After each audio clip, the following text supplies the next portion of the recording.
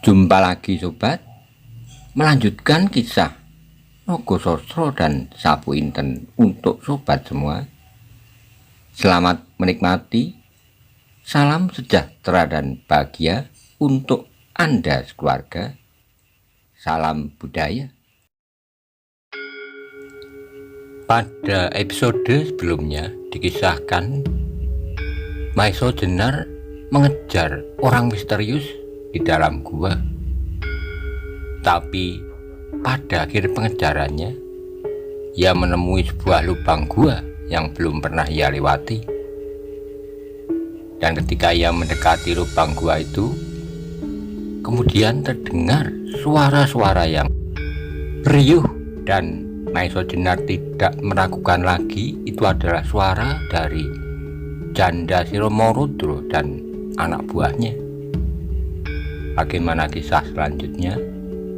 Simak bersama-sama.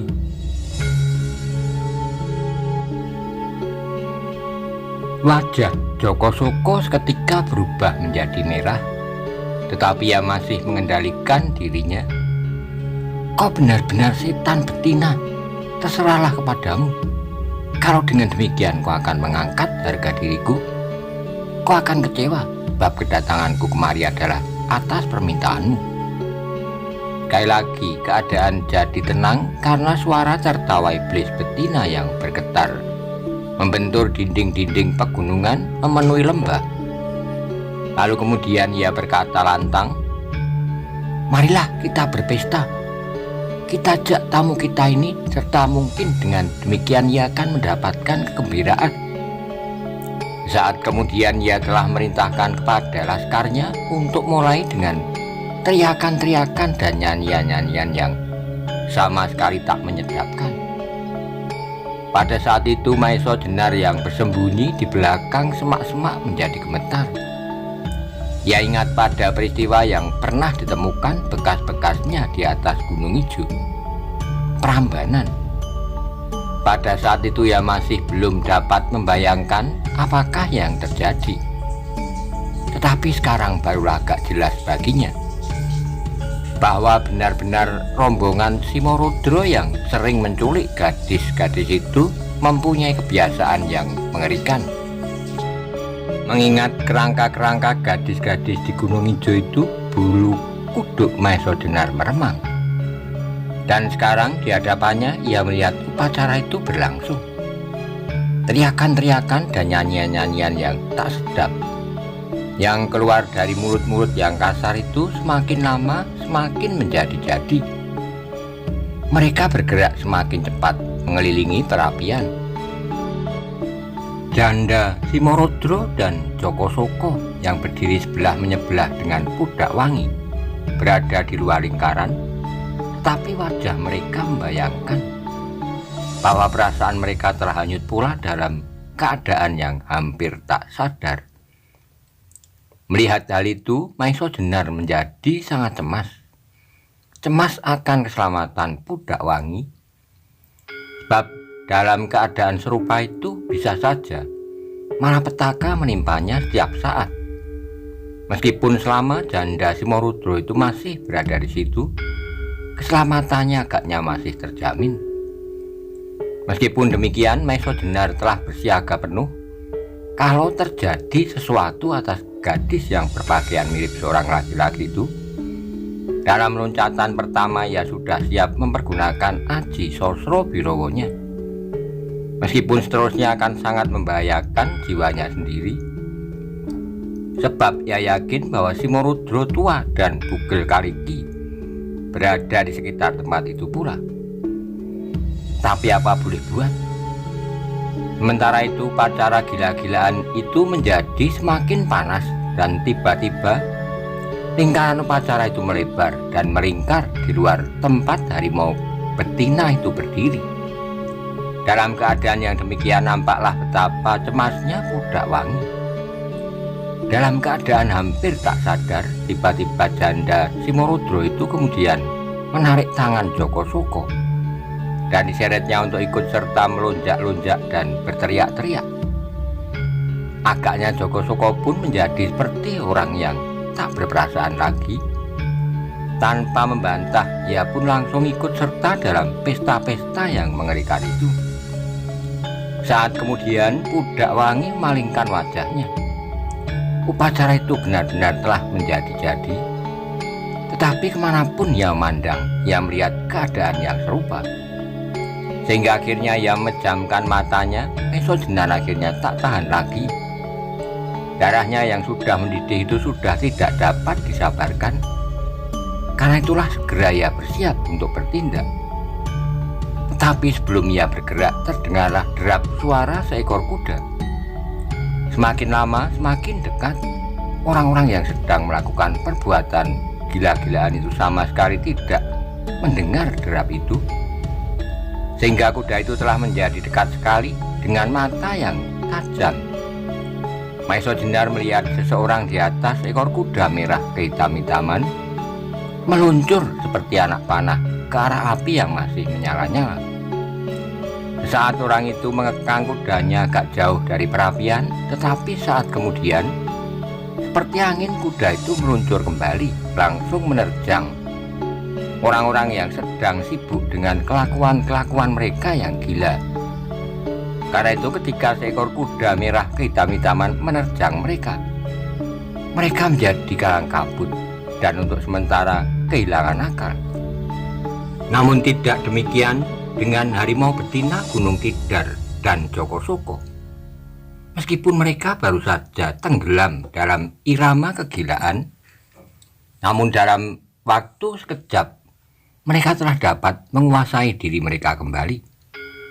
Karena itu segera mereka berlompatan mundur sambil bersiaga, sehingga ketika orang berkuda itu mengulangi serangannya, mereka sudah siap pula menghindar. Sesaat kemudian terdengarlah janda Simorodro itu berteriak dengan marahnya. Dan dalam keadaan yang demikian segera nampak jari-jarinya yang memiliki kuku-kuku yang panjang itu berkembang mengerikan. Sedang Jokosoko pun merasa terhina pula. Dengan hebatnya ia menggeram. Sesaat kemudian ia telah meloncat menghadang kuda yang telah berputar pula. Ketika wajah orang berkuda itu kemudian menjadi jelas oleh api yang menyala-nyala di tengah-tengah mereka, segera terdengar suara Pudak Wangi nyaring, "Kakang Sorayuda." Suara Pudak Wangi yang melengking lembut itu bagi Mesojenar ternyata mempunyai akibat yang hebat sekali. Dalam saat yang bersamaan ia telah mengenal pula wajah itu, Sorayuda, yang membuatnya berdebar-debar. Bagaimanapun juga Mesojenar tidak dapat melupakan bahwa pemuda yang perkasa itu telah pernah mengecewakannya. Meskipun mungkin sama sekali tidak disengaja, dan kehadirannya saat ini pun telah menimbulkan suatu persoalan baru di dalam dadanya. Dalam saat yang tegang itu terdengarlah Jokosoko berteriak kasar, "Hei janda Simorodro, adakah orang ini yang kau pancing dengan umpanmu itu?" Terdengarlah suara janda Simorodro itu menjawab, "Aku tak kenal orang ini, betapapun gagahnya, namun ia adalah sombong sekali." Pada saat itu kuda merah kehitam-hitaman itu dengan garangnya menyambar Jokosoko. Tapi ular laut itu bukanlah anak-anak kemarin sore yang baru mampu bermain kucing-kucingan. Dengan menarik tubuhnya satu langkah ke samping, dia telah bebas dari serangan lawannya. Sambil berjongkok ia menyodok perut kuda itu dengan tongkat hitamnya. Akibatnya hebat sekali, kuda itu terkejut dan memekik berdiri. Saat yang demikian memang ditunggunya. Dengan cepat ia melompat dan menghantam punggung Sorayuda. Tapi Demang Gunung Kidul itu pun bukan pula anak-anak ingusan. Ia adalah murid tertua Ki Ageng Pandanalas. Ketika Demang Gunung Kidul merasa sebuah serangan mengarah ke punggung, dan kudanya belum dapat dikuasai, maka dengan kecepatan yang sama ia telah berhasil melompat dan jatuh berguling untuk kemudian melenting bangkit dan bersiaga. Dalam sekejap kemudian terjadilah pertempuran yang seru. Jokosoko, bajak laut yang ditakuti di daerah perairan Nusa Kambangan dan mendapat julukan ular laut, Menyerang dengan ganasnya, sedang Sorayuda bertempur dengan gagahnya pula. Dengan teguh ia berdiri di atas kedua kakinya yang lincah menari-nari membingungkan lawannya. Pada saat yang demikian itu terdengarlah suara janda Simorudro kepada laskarnya. "Sekayon, jagalah tawanan ini, kepung rapat-rapat dan jangan beri kesempatan bergerak. Biar aku membantu Joko Soko membinasakan tamu yang sombong itu." Saat kemudian berlompatanlah anak buah Simorudro ke tengah dengan membawa senjata terhunus, berdiri rapat-rapat melingkari pudak wangi yang terikat tangannya. Kemudian janda Simorudro dengan kuku-kukunya yang tajam beracun mulai melibatkan diri dalam pertempuran melawan Sorayuda. Sorayuda adalah seorang yang tangkas, tangguh, dan perkasa. Namun demikian ketika ia harus melawan ular-ular laut dan janda Simorudro bersama-sama, segera terasa bahwa memang kekuatan mereka tidak berimbang. Karena ular laut dan janda Simorudro itu masing-masing juga merupakan tokoh-tokoh perkasa dari golongan hitam. Dalam keadaan yang terdesak, Sorayuda segera mencabut pedangnya. Pedang yang gemerapan berputar-putar memancar berkilat-kilat karena cahaya api. Sinarnya yang putih serta pantulan sinar kemerah-merahan menjadikan pedang itu seperti memancarkan bunga-bunga api. Sorayuda, murid Ki Ageng Pandanalas, kemudian menyerang dengan tangkasnya. Pedangnya bergetaran dalam ilmu khusus perguruan Ki Ageng Pandanalas. Terasa sangat membingungkan lawannya. Tetapi dalam pada itu segera tampak pula sinar putih bergulung-gulung belit membelit dengan bayangan yang kehitam-hitaman melawan pedang Sorayuda. Itulah senjata Joko Soko, pedang kecil yang lentur yang dicabutnya dari dalam tongkat hitamnya di tangan kanan dan tongkat itu sendiri di tangan kiri, merupakan sepasang senjata yang menakjubkan. Dibarengi dengan 10 batang kuku-kuku berbisa di ujung jari harimau betina dari Gunung Tidar. Senjata-senjata itu merupakan gabungan kekuatan yang mengerikan. Untuk sesaat Maiso Jenar terpesona memandangi pertempuran yang hebat itu. Ia kagum akan ketangkasan Sorayuda dan memuji kelincahan Joko Soko yang bertempur dengan gerakan-gerakan yang cepat, melingkar, menyerang, dan mematuk-matuk. Benar-benar seperti laku seekor ular yang berbahaya. Maiso Jenar baru sadar ketika dilihatnya bahwa Sorayuda benar-benar dalam keadaan yang sangat berbahaya. Dalam keadaan yang demikian, tiba-tiba sekali lagi Maiso Jenar dikejutkan oleh suatu pemandangan yang tidak diduganya. Di tempat yang agak jauh dari lingkaran pertempuran itu, yang hanya dapat dicapai oleh cahaya api yang sangat lemah, dilihatnya pula seorang bertempur melawan 2 orang. Tetapi pertempuran ini jauh berbeda dengan pertempuran antara Sorayuda melawan kedua lawannya. Pertempuran yang dilihatnya kemudian itu seolah-olah hanyalah sebuah permainan lontar-melontar yang kadang-kadang diseling dengan pukulan-pukulan lamban. Namun agaknya gerak-gerak itu merupakan gerak-gerak yang meloncatkan kekuatan tiada taranya. Saat kemudian Maiso Jenar segera dapat mengenalnya. Yang seorang adalah Ki Ageng Pandanalas, sedang kedua lawannya adalah Simorudro tua dari Rodoyo dan Bugel Kaliki dari lembah Gunung Cermih. Melihat pertempuran itu Maiso Jenar menjadi bertambah cemas. Ki Ageng Pandanalas yang datang untuk menolong cucunya ternyata menjumpai lawan yang seangkatan dan berdua pula. Meskipun apa yang terjadi di antara mereka adalah di atas kemampuannya, namun Maiso Jenar dapat pula melihat bahwa Ki Ageng Pandanalas pun menemui kesulitan untuk melawan kedua tokoh tua dari golongan hitam itu. Bagaimana Sorayuda juga menemui kesulitan dalam perjuangannya melawan Joko Soko dan janda Simorudro muda. Dalam waktu yang singkat terjadilah suatu pergolakan di dalam dada Maesa Jenar.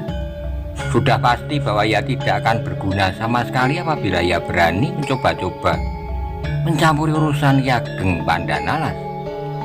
Apa yang dapat dikerjakan hanyalah untuk sementara memperingan pekerjaan orang tua itu. Sementara itu saja, sebab kemudian ia akan segera binasa. Maka yang mungkin dilakukan hanyalah melibatkan diri dalam lingkaran pertempuran antara Sorayuda dan lawan-lawannya. Meskipun sebagai manusia biasa terdapat beberapa benih keseganan untuk membantunya, namun darah ksatria yang mengalir di dalam tubuhnya telah melanda kepicikan pandangan itu. Dengan merapatkan giginya, Maesa Jenar berusaha untuk melupakan apa yang pernah dialaminya. Persoalan-persoalan pribadi antara dirinya dan Demang Gunung Kidul itu, sehingga sesaat kemudian telah bulatlah hatinya untuk terjun langsung membantu Sorayuda. Dia mengharap bahwa dengan Aji Sosrobirowo dan Aji Cundomanik yang dimiliki oleh Sorayuda akan mempercepat penyelesaian, sehingga ia mengharap dapat menyelamatkan Budakwangi. Setelah itu, ia mengharap pula bahwa Ki Ageng Pandanalas dapat menyelamatkan dirinya sendiri. Meskipun apa yang akan dilakukan itu mengandung bahaya yang maha besar, namun tak ada pilihan lain daripada berjuang untuk membebaskan gadis cucu Pandanalas.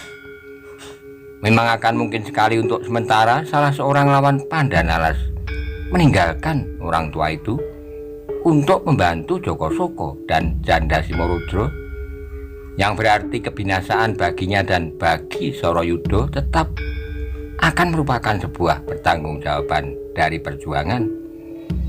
Karena itu segera Maesa Jenar menggulung lengan bajunya dan menyangkutkan kainnya. Kembali dada Maesa Jenar digetarkan oleh suatu peristiwa yang tak dapat dimengerti. Ketika ia sudah mulai bergerak untuk meloncat, tiba-tiba didengarnya gemerisik halus di belakangnya. Cepat ia balikkan tubuhnya, tapi apa yang dilihatnya hampir tak masuk di akalnya. Dalam remang-remang cahaya bintang serta sinar api yang menyusup di celah-celah daun ilalang, Maesa Jenar melihat sebuah bayangan yang seolah-olah dirinya sedang terbang dan melontar cepat lewat di sampingnya. Dengan pandangan penuh kebingungan, matanya mengikuti bayangan itu dengan tanpa berkedip. Apalagi ketika ia melihat bayangan itu dengan lincahnya meloncat di atas batu karang, tidak jauh dari perapian yang masih menyala-nyala.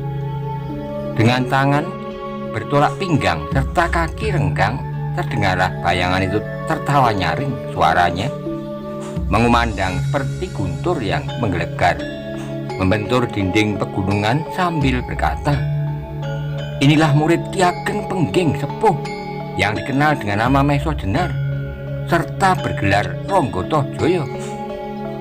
Mendengar suara yang mengguru itu, isi dada Maesa Jenar seperti diguncang-guncang. Cepat ia musatkan kekuatan batinnya untuk melawan pengaruh suara yang aneh itu. Ia pernah mendengar pasingsingan menghantamnya dengan suara tertawa yang mengerikan di alun-alun Banyu Biru. Dan sekarang suara orang yang berdiri di atas batu karang itu tidak pula kalah dahsyatnya menghantam dadanya. Agaknya bukan saja Maesa Jenar yang merasa terpukul oleh getaran suara yang dilontarkan dengan landasan kekuatan batin yang tinggi. Sorayuda, Joko Soko, dan Janda Simorodro yang sedang bertempur segera berlompatan mundur dan mempergunakan kekuatan batinnya untuk menahan supaya dadanya tidak rontok. Budakwangi pun nampak menundukkan kepala sambil memejamkan matanya. Agaknya cucu dan sekaligus murid Pandanalas yang muda itu pun berusaha untuk membebaskan diri dari getaran yang memukul-mukul dadanya. Bahkan lebih daripada itu, Pandanalas, Simorodro, dan Bugel Kaligi, tokoh-tokoh tua yang sudah banyak makan pahit asinnya penghidupan itu pun menjadi terkejut pula. Ternyata bahwa karena itu pertempuran mereka jadi terhenti.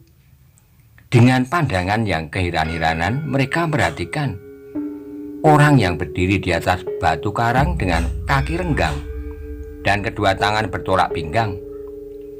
Maiso Jenar yang lebih dahulu melihat orang yang menyebut dirinya Maiso Jenar, murid Ki Ageng Pengging Sepuh. Ketika sinar api mencapai wajahnya, segera ia mengenalnya bahwa wajah itu sama sekali tidak jelas. Rambut yang kasar tumbuh lebat hampir melingkari seluruh muka, bersambungan dengan kumis dan janggut yang rapat tak teratur. Dan pada itu Maiso Jenar telah berusaha keras untuk tidak tenggelam dalam suatu perasaan yang aneh, bahwa hampir-hampir ia merasa bahwa orang yang berdiri di atas batu karang itu adalah dirinya sendiri, yang dalam keadaan puncak keprihatinan, sehingga sama sekali tidak sempat memelihara diri, meskipun beberapa kali Maiso Jenar sudah pernah melihat wajahnya di permukaan air. Namun ia dalam saat yang aneh itu harus berjuang mati-matian untuk dapat mengenal dirinya kembali dan membedakannya dengan orang yang berdiri di atas batu karang itu. Untunglah bahwa Maiso Jenar mempunyai kekuatan batin yang tinggi pula, sehingga dalam saat ia telah berhasil menguasai dirinya kembali, semakin lama ia menjadi semakin jelas melihat batas antara dirinya dan orang itu. Bahkan akhirnya ia dapat memperhitungkan berbagai masalah mengenai dirinya dan orang yang mengaku Maiso Jenar itu. Orang itu pasti sengaja memakai rambut, kumis dan janggut yang kasar dan lebat supaya wajahnya tidak segera dikenal. Tapi yang Maiso Jenar masih belum dapat menemukan jawabnya adalah gerak-gerik orang itu hampir mirip bahkan tepat seperti gerak-geriknya, tapi berada di atas kemampuannya, dan hal itulah kemudian yang menjadi teka-teki yang tak dapat dipecahkannya. Sudah itu kedua kalinya Maiso Jenar mengalami hal yang serupa ketika ia harus bertempur berlima melawan Simorudro dan Pasingsingan. Tiba-tiba ia melihat dua orang Maiso Jenar melibatkan diri. Kedua orang itu ternyata Ki Paniling atau yang nama sebenarnya adalah Radite dan Darbo atau Anggoro. Namun bagaimanapun juga akhirnya ia dapat mengenal kedua orang itu. Tetapi ternyata orang yang menyerupai dirinya kali ini lebih membingungkannya. Bab gerak-geriknya mirip sekali dengan geraknya sendiri dalam ilmu warisan Ki Ageng Pengging Sepuh. Dalam keadaan yang demikian, suasana menjadi hening tegang, kecuali suara berdere yang meluncur dari mulut orang yang berdiri di atas batu karang itu, selainnya sunyi. Tetapi tiba-tiba orang itu meloncat mirip seekor Garuda yang terbang menukik dari atas batu karang langsung ke arah Pudak Wangi yang masih berdiri mematung. Sorayuda, Joko Soko dan Janda Simorudro itu pun segera tahu maksudnya. Sebab di mata mereka orang itu tidak lain adalah Maiso Jenar yang sedang berusaha untuk membebaskan Roro Wilis. Maka kemudian terdengar suara Janda Simorudro itu nyaring, "Soko, tamuku sudah datang, tolong tangkap dia. Sudah itu kau boleh mengambil kami berdua sebagai istri.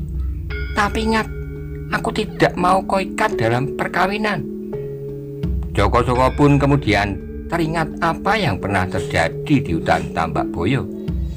Orang yang menamakan diri Maiso Jenar telah menggagalkan niatnya waktu ia hendak menculik Roro Wilis, karena pada waktu itu ia tidak berhasil mengalahkannya. Tapi sekarang ia telah bekerja keras untuk menambah ilmunya. Joko Soko merasa bahwa ia tidak perlu takut lagi kepada Maiso Jenar. Meskipun terhadap Sosro Birowo ia pasti harus sangat hati-hati, dan yang dapat dilakukannya hanyalah menghindarkan diri. Apalagi sekarang ia dapat bekerja sama dengan Janda Simorudro.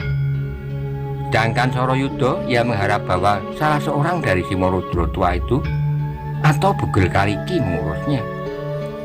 Juga terhadap Maiso Jenar, akhirnya apabila dirinya menemui kesulitan, meskipun ia bekerja sama dengan Janda Simorudro, Joko Soko mengharap Simorudro tua mau membantu menangkapnya untuk kepentingan anaknya.